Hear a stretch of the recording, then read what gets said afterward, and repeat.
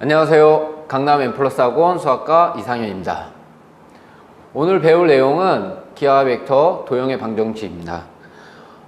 저번 시간에 직선의 방정식, 평면의 방정식, 그 다음에 구의 방정식에 대한 개념 정리를 했고요. 오늘 이 시간은 이제 문제를 풀기 위해 좀 우리가 알아둬야 될 내용에 대해서 정리를 하겠습니다. 네. 첫 번째 경우는 이제 점과 직선이 주어진 경우에 대해서 정리를 해보겠습니다. 자, 예를 들어서 점이 1,4,-2라고 주어져 있고 직선이 x-3, 그 다음에 3분의 y-4, 그 다음에 2분의 2-z가 주어졌을 때 우리가 좀 알아둬야 될 내용에 대해서 정리를 해볼게요. 자, 첫 번째로 우리가 알아둬야 될 내용은 점과 직선이 주어졌을 때 첫 번째 거리를 구할 수 있어야 되는데, 자, 점과 직선 사이의 거리는 어떤 공식이 있는 게 아니에요.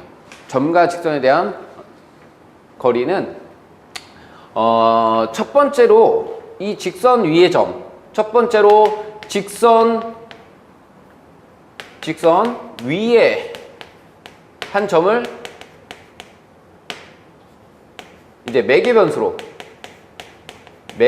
잡습니다. 이렇게 매개변수로 한 점을 설정한 다음에, 자, 이 점과 이 직선의 이제 그 직선 위의 점, 그 두 점을 가지고 우리가 두 점을 가지고 방향 벡터를 잡을 수가 있어요. 방향 벡터. 자, 무슨 말인지 모르겠으면 한번 그림으로 한번 볼게요. 자, 점 A가 1,4,-2라고 주어져 있고, 자, 이런 직선이 있는데, 이 직선 위에 이미 한 점을 이제 매개변수로 잡아요. 자, 매개변수로 잡는 거는, 자, 요거 이제 T라고 해놓고 해서, 자, 이 점을 잡아보면 이제 T 플러스 3, 3t 플러스 4가 되겠고, 그 다음에 마이너스 z가 있으니까, 자, 2-2t라고 할 수가 있어. 그래서 이렇게 점을 잡았으면, 자, 이 두 점 사이 거리를 구할 건데, 그래서 이 두 점을 이렇게 연결해주면 수직이죠. 수직이기 때문에 이 두 점을 가지고 우리가 만든 방향 벡터와 이 직선의 방향 벡터는 여기서 우리가 1,3,-2라고 할 수가 있죠. 그럼 이 두 개가 수직이기 때문에, 자, 세 번째로 우리가 이거를 가지고 이제 두 방향 벡터를 가지고 내적해서, 자, 수직이기 때문에 자, 내적해서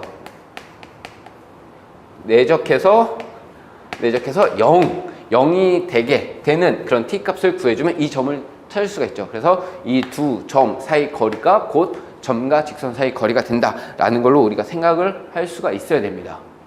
알겠죠? 자, 그래서 거리는 직선 위에 한 점을 매개변수로 잡고, 그 다음에 이 두 점을 가지고 두 점의 이제 방향 벡터를 구해줍니다. 방향 벡터를 구해주고, 그래서 그 방향 벡터와 직선의 방향 벡터가 수직하기 때문에 내적한 게 0이다라는 걸로 우리가 t 값을 구할 수가 있겠죠. 그러면 이제 두 점 가지고 두 점 사이 거리를 구해주면 됩니다. 자, 그래서 점과 직선 사이 거리에 대해서 우리가 한번 봤고요.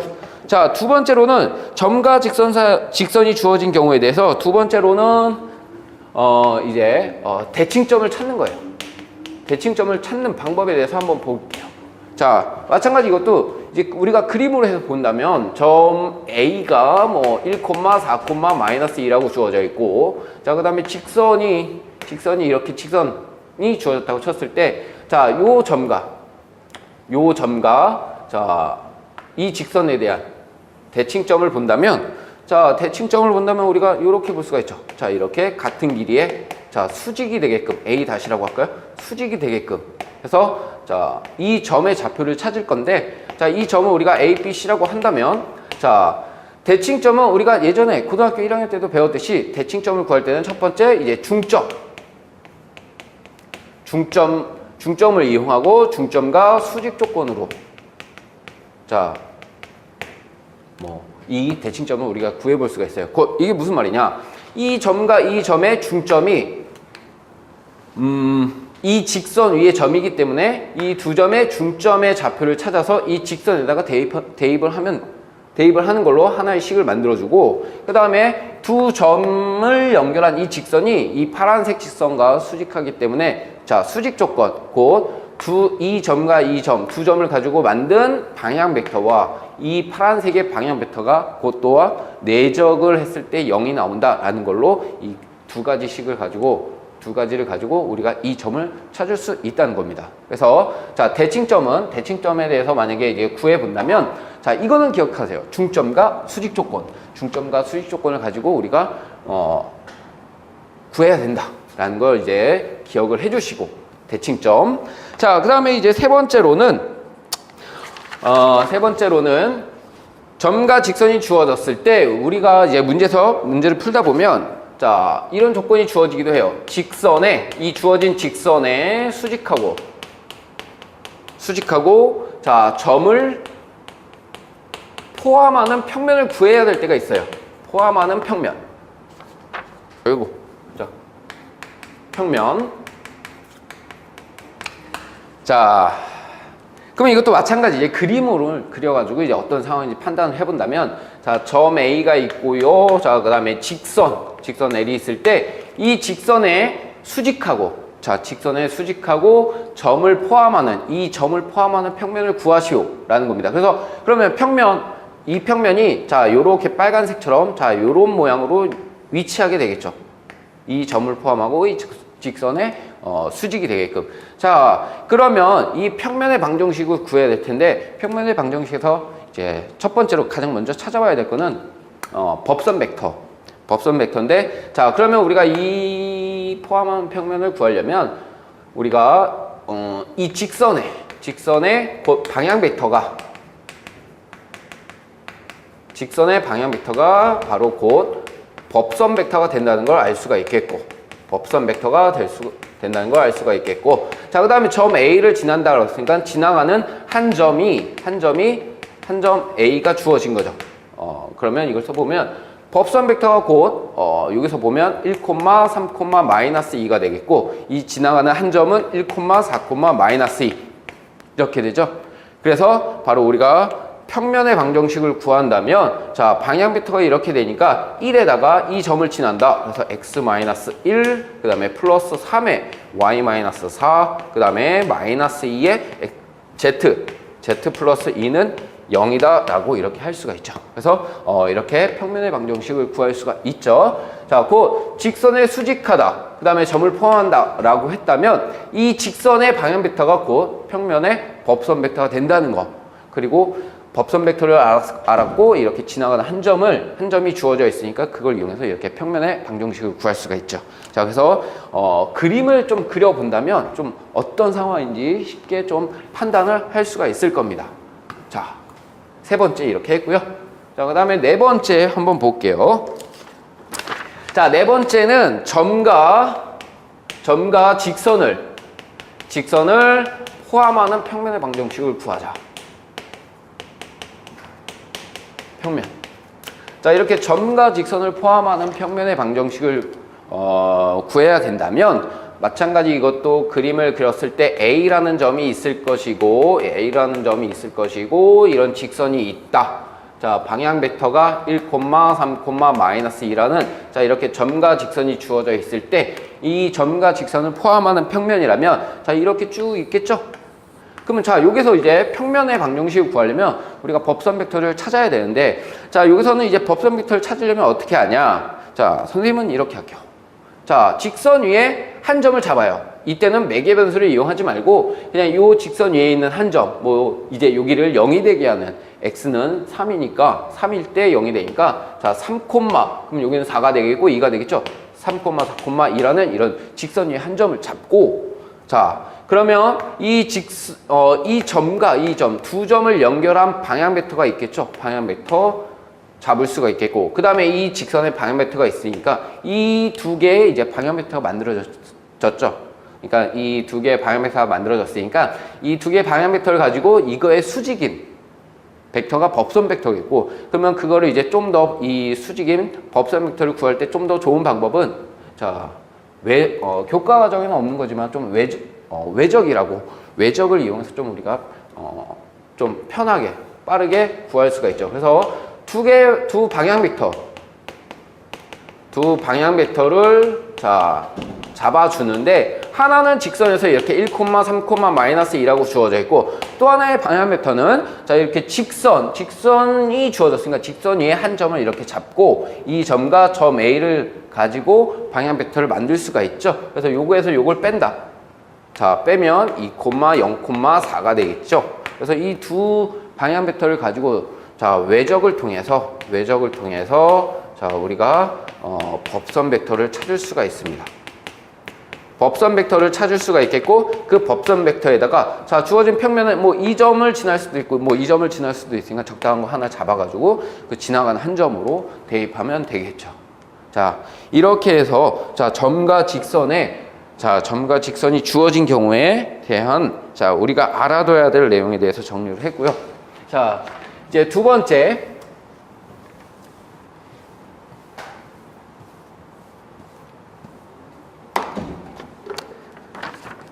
자, 두 번째는 직선과 평면이 주어진 경우.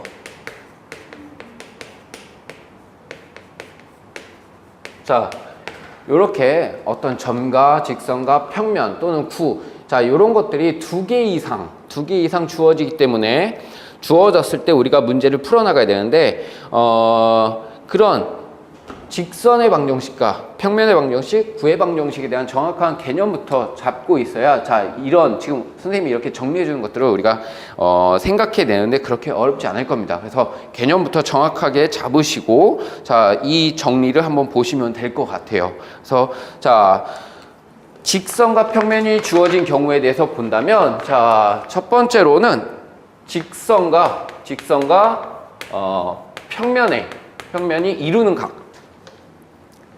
평면이 이루는 각을 세타라고 했을 때 코사인 세타를 구하시오 라는 문제가 많이 나오죠. 그러니까 자 직선과 평면이 주어졌을 때 코사인 세타를 구하는 문제, 이런 것들이 주어졌다면 마찬가지 자 그림을 그려서 우리가 확인을 해보는데 평면 알파가 이렇게 주어졌다고 치고 자 직선 L이 이렇게 주어졌을 때 자 직선과 평면이 이루는 각은 자 여기죠, 여기.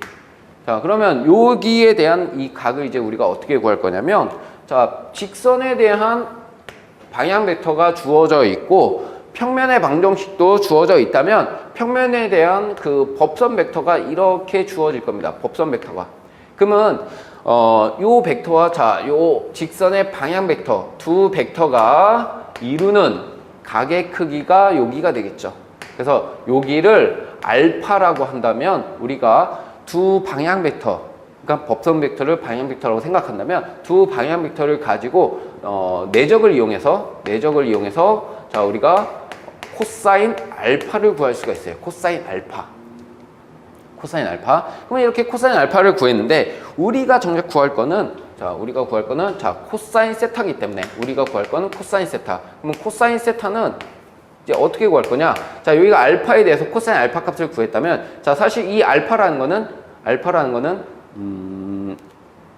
자, 그래 아니다. 자, 이 세타를 이제 우리가 알파로 해서 나타낸다면 예, 세타는 코사인 90 마이너스 알파라고 할 수가 있겠죠. 그럼 90 마이너스 알파는 사인 알파이기 때문에 우리가 여기서 구한 코사인 알파를 가지고 사인 알파 값을 구해 주시면 되죠. 그래서 이렇게 직선과 평면이 이루는 각은 자 직선의 방향 벡터와 법선 벡터를 이용해서 두 벡터가 이루는 각을 구할 건데 그것이 답이 아니라 그것을 가지고 이제 우리가 코사인 세타를 구해야 됩니다. 그래서 그런 것들을 잘 생각을 해주시고 자 두 번째로는 직선과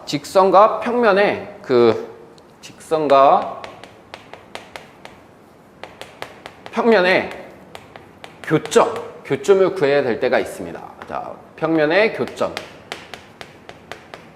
교점을 구해야 되는데 자, 이것도 마찬가지 그림으로 보면 자, 이렇게 자, 이렇게 평면 알파가 있고 마찬가지 직선 L이 있다면 자, 구하라는 점이 바로 이 점이죠. 교점. 구하라는 점이 바로 이 점인데 이 점은 직선 L 위의 점이기 때문에 직선 위의 점. 그러면 우리가 앞에서도 배웠듯이 자, 이 점을 우리가 매개 변수를 이용해서 이 점의 좌표를 나타낼 수가 있어요.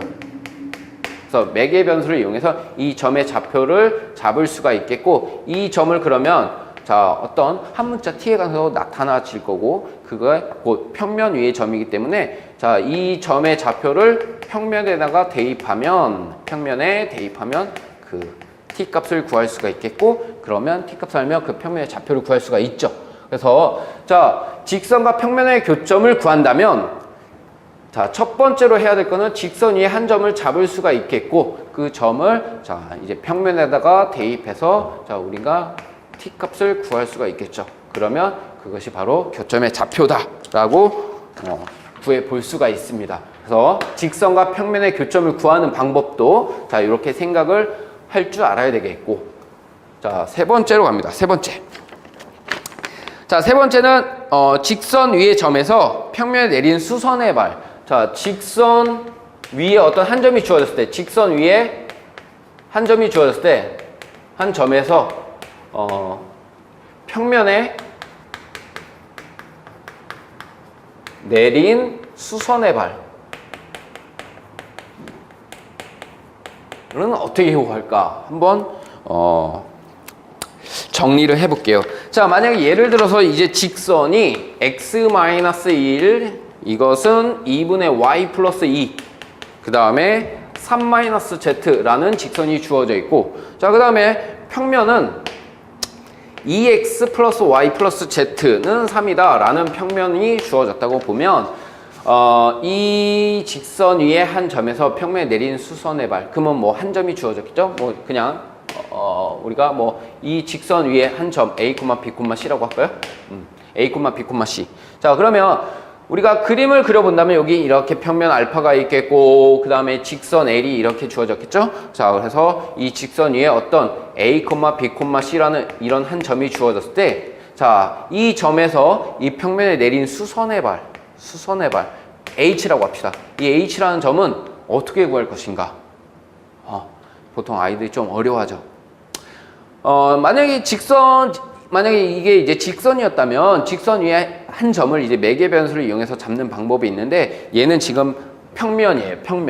평면이기 때문에 어떤 점을 잡기보다는 자, 여기서는 자, 이 빨간색 자, 여기를 뭐 A라고 한다면 AH라는 이 직선을 본다면 이 직선은 바로 이 평면의 법선 벡터지.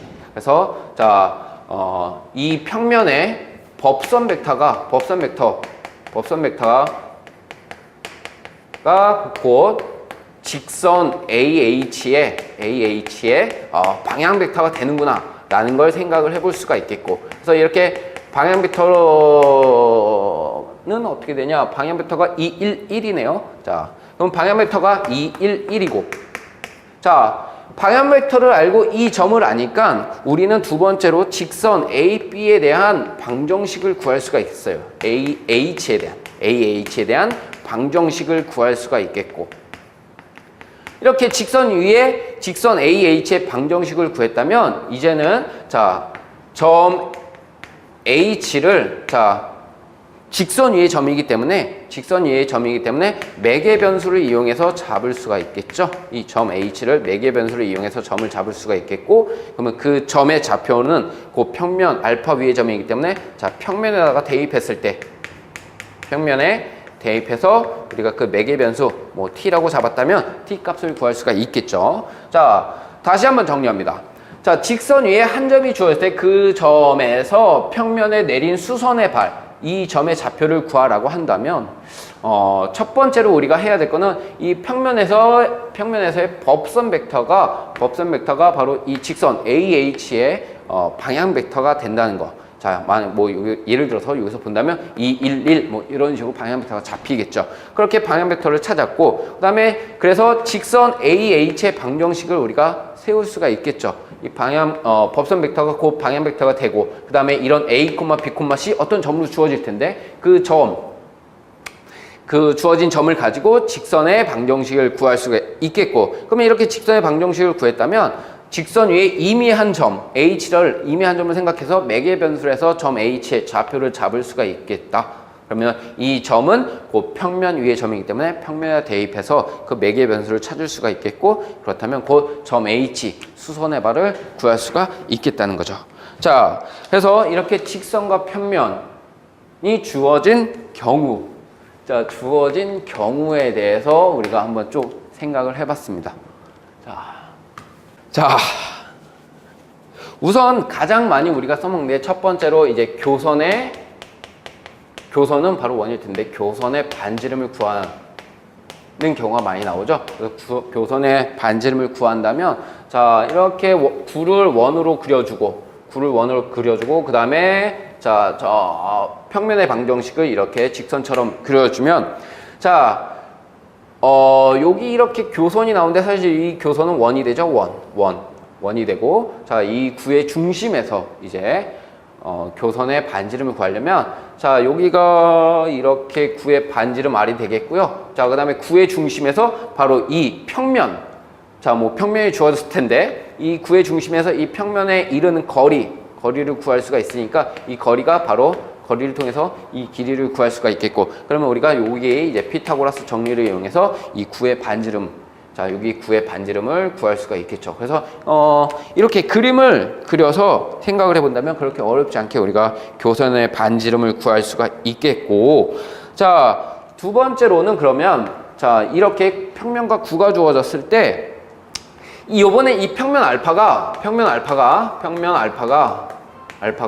뭐 XY 평면이라고 합시다. 뭐 다른 평면이 될 수도 있는데, 만약에 예를 들어서 XY 평면일 때 교선의 방정식을 구하여라.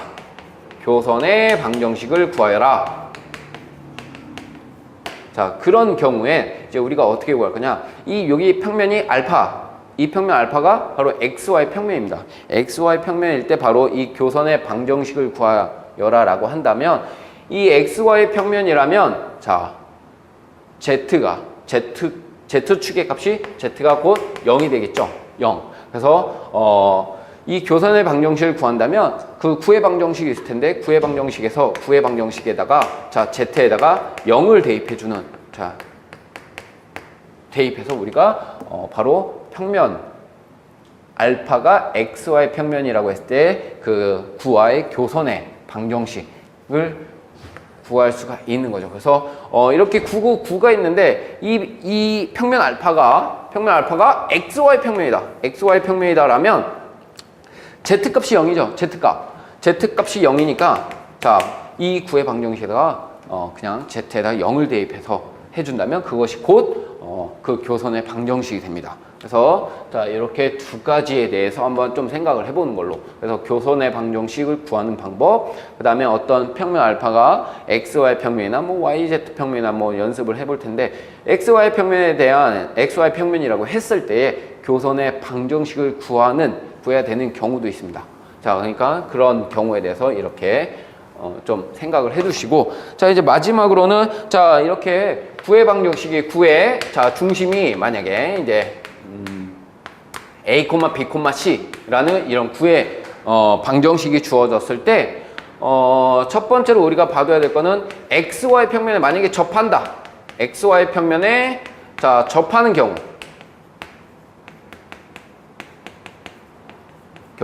자, 그 다음에 X축. 자, 축에 접하는 경우에 대해서 한번 어떻게 되는지 한번 볼게요. 자, 만약에 구의 중심이 이제 A, B, C다라고 했을 때 XY 평면에 접하는 경우다라면, 자, 이렇게 구가 있을 거고, 구도 자, A, B, C라는 구가 주어졌을 거고, 자, 이렇게 접하는 이 선이 바로 XY 평면이다라고 한다면, 자, 요 구의 중심에서 이렇게 이 평면에 수선의 발을 내리면 어떻게 될까요? 이 점은 XY 평면이면 아까도 했듯이 Z가 0이라고 했기 때문에, Z가 0이기 때문에 다른 것들은 살아있고 Z만 0이 되죠. 자, 이렇게 되기 때문에 자, 이 점 이렇게 잡을 수 있다면 자, 두 점 사이 거리가 곧 반지름이 되는 거고 두 점 사이 거리를 구해 보면 바로 반지름이 C가 된다는 걸 알 수가 있겠죠. 그래서 자, 이렇게 반지름이 C다라는 거를 이렇게 외워도 되지만 우선 그림으로 어떤 상황인지 판단한다면 헷갈릴 때 우리가 이렇게 확인을 해볼 수가 있죠. 자, 두 번째로는 이제 X축에 만약에 이 구가 X축에 접한다라면 자, 마찬가지 이 점만 잘 잡으면 돼요. 잡는 방법만 잘 생각을 하면 되는데 구의 중심에서 X축에 이렇게 수선의 발을 내렸다라면 X축이니까 X축이면 Y좌표랑 Z좌표가 다 0이죠. 0이니까 이 점의 좌표는 뭐다? A, 0,이다. 이렇게 되기 때문에 두 점 사이의 거리를 구해보면 A는 없어지고 B와 C가 남기 때문에 자, 이때의 이제 반지름은 루트 자, B제곱 플러스 C제곱이 되겠네요. 그죠? 그래서 이런 것들을 자, 기본적인 내용들로 해서 이제 앞으로 문제는 푸는 연습을 하시기 바랍니다. 네, 수고하셨습니다.